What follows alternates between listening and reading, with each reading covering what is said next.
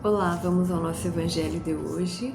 Hoje que é quarta-feira, 18 de fevereiro. Vamos começar com uma prece, elevando o nosso pensamento a Deus, nosso Pai, a Jesus, nosso mestre e amigo, a espiritualidade, companheiro, nosso anjo guardião, espíritos protetores. Vamos agradecer ao Pai pela vida, por esta oportunidade bendita desta reencarnação, por mais este dia em que acordamos, mais esta oportunidade que vamos ter, esta jornada, nos nossos trabalhos, nos nossos lares, esta jornada para o nosso desenvolvimento. A Jesus, nosso Mestre, pedimos orientação, pedimos amparo, pedimos força, para que possamos enfrentar as nossas dificuldades. Aos Espíritos amigos, pedimos a inspiração necessária, as respostas, a inspiração para a paz de espírito, para a calma. E pedimos ao Pai que não nos desampare, que nos ajude a nos fortalecermos, a fortalecer a nossa fé nesta caminhada. Fiquem conosco, espíritos amigos, hoje e para todo sempre. Que assim seja. Então vamos ao nosso Evangelho, segundo o Espiritismo. Vamos para um estudo, uma reflexão breve para o nosso dia de hoje que se inicia. Pós-carnaval, pós-feriado, para alguns o ano realmente inicia agora. Então não temos mais desculpas. Brincadeiras à parte, sempre é bom marcarmos ciclos, então que esse seja o ciclo que se inicia deste ano produtivo para realizarmos nossos sonhos, nossas metas. Para isso, contamos e sabemos que Deus, que Jesus são tão importantes, então contamos com eles, nos entregamos, fazemos a nossa parte, estudando, refletindo e orando. Então vamos à nossa prece, ao nosso estudo. Vamos lá, vamos ver o que nos vem hoje. Aqui, capítulo 23, Estranha Moral. Este capítulo, vamos ver o item 1. Vamos começar por ele. Vou baixar um pouquinho a Ave Maria. E disse assim: Jesus disse à grande multidão que caminhava com ele: não poderá ser meu discípulo aquele que vier a mim e não odiar seu pai, sua mãe, sua mulher, seus filhos, seus irmãos e até mesmo sua própria vida. Assim, todo aquele que não carregar sua cruz e não me seguir, não poderá ser meu discípulo. E todo aquele que não renunciar a tudo o que tem, também não poderá ser meu discípulo. Isto está em Lucas, capítulo 14, versículo 25 a 27 e 33. E o item 2 também é uma frase de Jesus que disse assim: aquele que ama seu pai ou a sua mãe mais do que a mim, não é digno de mim. E aquele que ama seu filho ou a sua filha mais do que a mim, não é digno de mim. Está em Mateus 10, 37. Vamos só procurar aqui no final do capítulo a explicação para o que é carregar a cruz, porque está grafado. Então quer dizer que no final tem uma explicação sobre o que é, e diz aqui: carregar sua cruz significa que não basta apenas seguir Jesus. É preciso levar junto sua cruz, ou seja, seus problemas, suas dificuldades e seus sofrimentos. Apenas acompanhá-lo não nos livrará dos nossos erros e não nos tornará melhores. Então, agora que já entendemos o que é carregar a cruz, vamos conversar um pouquinho. Sem a pretensão de fazermos um grande levantamento sobre este capítulo, sobre esta passagem, porque ela realmente demanda bastante estudo, bastante reflexão, bastante tempo. Este capítulo 23 se chama Estranha Moral porque existem passagens de Jesus em que nós não entendemos. Por isso, estranha moral é uma moral estranha. Por exemplo, essa onde Jesus fala para odiar sua mãe, depois os mortos enterrarem seus mortos, não vim trazer a paz, mas a divisão. São passagens em que nós lemos e pensamos, mas Jesus falou isso? Que estranho! Por isso, estranha moral. Então, essas passagens que Kardec traz aqui, à luz da doutrina espírita, para que nós possamos refletir com mais profundidade. Vamos fazer um apanhado rápido. Quem não odiar seu pai e sua mãe? Aqui, nós podemos fazer uma simbologia, várias. Mas vamos pensar assim, rapidamente. Jesus iria pedir para que a gente odiasse o nosso pai e a nossa mãe? Sendo que um dos mandamentos é honrar pai e mãe? Então, não. Será que ele está falando mesmo do pai e da mãe? Da figura pai e mãe? Obviamente não, senão ele estaria se contradizendo. O que Jesus pode estar sugerindo é que se tivermos que escolher entre a verdade errada do pai e da mãe e a verdade dele, que ele veio ensinar, que nós fiquemos com Jesus. Isso sim, aí se explica, não é verdade? Odiar seu filho. Também, quem vai odiar seu filho? Jamais. Mas, se tivermos que escolher entre defender um filho por si só e a verdade, que é Jesus, a verdade, é neste sentido. Aí já não se torna tão complicado de entender, não é mesmo? É disso, claro, que Jesus era enfático, falava por uma simbologia, para que fosse forte para a época, e é forte até hoje para nós. Então, me seguir, quem não carregar a sua cruz, não poderá me seguir.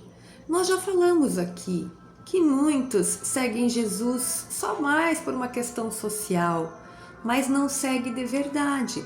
Por exemplo, se tiver que escolher entre defender um ato errado da mãe, do pai, do filho, às vezes publicamente, e entre a verdade, muitas das vezes nós vamos escolher esconder a verdade em prol daqueles que nos amamos. E aí nós não estamos carregando a nossa cruz, né? E não estamos amando a Jesus, então não poderemos ser seus discípulos. É óbvio que não poderemos ser. Ah, mas é por amor. Não, isso não é amor, nós sabemos bem. É complicado? Mas a gente precisa começar a refletir sobre essas questões, né? Porque no momento que todos agirmos na verdade, nós já não teremos esses problemas. Mas vai demorar um pouquinho, mas nós precisamos dar os primeiros passos. Uma outra analogia que poderia se fazer é comparando pai e mãe a ideias concebidas, né? A coisas estabelecidas já, as coisas que são as nossas bases. Ah, mas todo mundo faz assim, né? Pode ser uma comparação também nesse sentido, quem não abandonar aquilo que é sua referência, se for errada. obviamente, não poderá segui-lo. Mas é muito bonito. Existe toda uma... No item 13 ele segue explicando o que é a palavra odiar. Então, para dar para ampliar muito, mas muito essa passagem de Jesus. Então leiam, procurem se ficaram curiosos sobre a estranha moral. Tem muito ensinamento, estudos sérios, né? Sempre procurarmos estudos sérios sobre isso. Mas é muito lindo e muito interessante. É claro que não vamos odiar o nosso pai e a nossa mãe, né? Mas a verdade acima de tudo, o bem, né? O correto acima de tudo, a moral de Jesus. Vamos então ao Livro dos Espíritos. Nós estamos no item 6 da introdução. Nós já vimos os outros 5. E no item 6, Kardec quis trazer um resumo dos principais pontos da doutrina espírita. Um ponto interessante é que nós achamos, para entender a doutrina espírita eu preciso ler tudo isso, é muito difícil, então já vou abandonar. Claro que a gente precisa estudar e aos poucos a gente vai estudando mais, mas Kardec traz resumos da doutrina o tempo todo. Se nós pararmos para analisar o tempo todo, Allan Kardec vem trazendo resumos da doutrina. E aqui no início do Livro dos Espíritos não é diferente. Vamos falar rapidamente, leiam todo o item 6 ou parte 6, como quiserem, mas vamos falar rapidamente. Primeiro eles vão falar o que são os espíritos. Os espíritos não são fantasmas, não são seres extraordinários. Os espíritos somos nós sem corpo físico. Simplesmente isso. Estes são os espíritos. Portanto, bons ou maus, dependendo do estado em que deixaram o corpo, né? Não damos saltos, não são santos, não são perfeitos, não são demônios, são pessoas que deixaram o corpo. Estes são os espíritos. Também traz que Deus é único, é eterno, é imutável, é todo-poderoso, é justo e bom. Esse é Deus para a doutrina espírita. Ele criou tudo que existe, todos os planetas, os seres animados, os seres inanimados. Aqui também traz um resumo de que o homem possui 3 essências. O corpo físico, possui o espírito e possui algo que liga os dois, que nós conhecemos e vamos conhecer aos poucos como perispírito.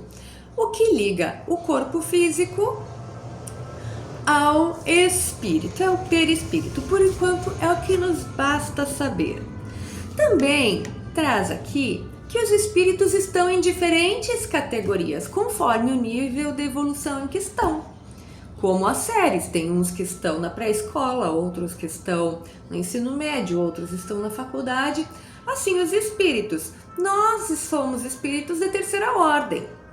Existem os espíritos que são chamados superiores, já andaram mais, e eles ficam nos auxiliando, né?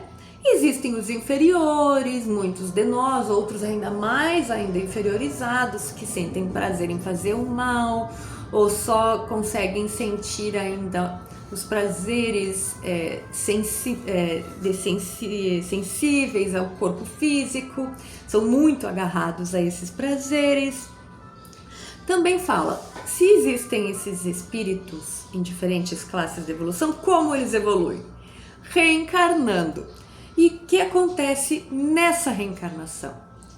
Os meios para evoluirmos, que são as provas, as expiações e as missões.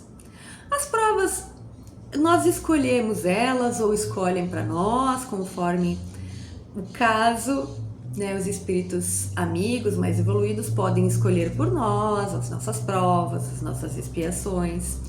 Mas todas elas, as provas, as expiações e as missões, servem para evoluirmos. É assim que nós vamos evoluindo e um dia lá vamos chegar a espírito superior. Vamos ver o que mais que fala aqui no nosso resumo. Que nós sofremos influência dos espíritos desencarnados. Somos 2 planos, nós encarnados fazemos o plano material, os que estão desencarnados fazem o plano espiritual. O plano espiritual é a nossa verdadeira casa. Aqui nós só estamos de passagem, viemos cumprir uma prova, depois voltamos. E existe uma comunicação entre estes dois planos. O Espiritismo diz isso. Kardec veio, organizou, nos traz toda essa informação, como acontece.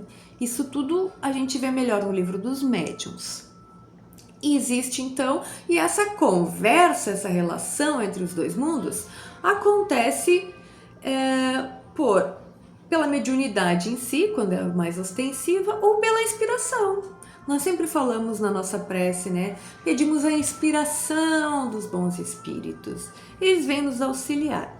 E essa comunicação acontece também com os espíritos inferiores. Tudo vai depender dos amigos que escolhemos ter, da afinidade que nós temos, dependendo dos nossos pensamentos, dos nossos atos. Não queremos nós passar o dia tendo maus pensamentos, sendo grosseiros, fazendo más ações e querer ter espíritos superiores do nosso lado.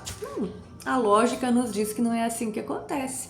Obviamente, essa sintonia atrairá espíritos inferiores que muitas vezes nos enganam, se passam por espíritos bons, nos dando ideias estapafúrdias, ideias erradas de para onde ir, do que fazer, do que falar, nos dizendo que a gente está sendo enganado, enfim. Por isso que é tão importante orar e vigiar. E termina este item falando sobre a moral, porque nós já falamos aqui. O Espiritismo e os fenômenos espíritas têm por finalidade o desenvolvimento moral, o melhoramento moral. Se não houver isso, se esse não for o foco de tudo que nós estivermos fazendo aqui, do que nós estivermos fazendo na casa espírita, do que nós estivermos fazendo na nossa vida, então para. Porque não é espiritismo. Pode chamar de qualquer outra coisa, mas não de espiritismo. Espiritismo, aprimoramento moral do indivíduo.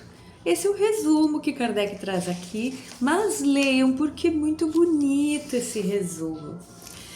Muito bem, muito obrigada por hoje. Vamos encerrar então, elevando o nosso pensamento a Deus, ao nosso Pai mais uma vez, agradecendo por tudo isso, todo esse ensino, todo esse amparo que recebemos de Ti, Pai. De Ti, mestre amigo, nosso governador do nosso planeta, dos espíritos amigos, nosso anjo guardião, espíritos protetores que nos inspiram o tempo todo o bom caminho, que nós queiramos escutá-los, que nós queiramos tê-los do nosso lado, com bons pensamentos, com boas ações, e assim nos tornarmos um pouquinho melhores a cada dia. Fiquem conosco, espíritos amigos, hoje e para todo sempre. Que assim seja. Tchau, tchau.